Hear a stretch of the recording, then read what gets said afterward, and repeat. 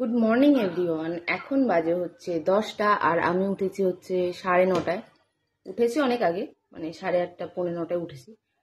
তো শুয়েছিলাম, তো ব্রাশ ট্রাশ করে ফ্রেশ হয়ে চলে এসেছি এখন। এটা হচ্ছে জুস, এটা গাজর আর হচ্ছে আমলকি দিয়ে বানানো। বিট ছিল না, ওর জন্য বিট দিতে পারিনি। গাজর আর আমলকি জুস ফার্স্ট টাইম খাচ্ছি, খেয়ে দেখি কেমন লাগে।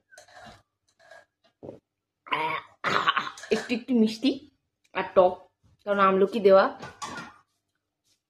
খুব একটা খারাপ না, ঠিক আছে, খাওয়া যেতে পারে।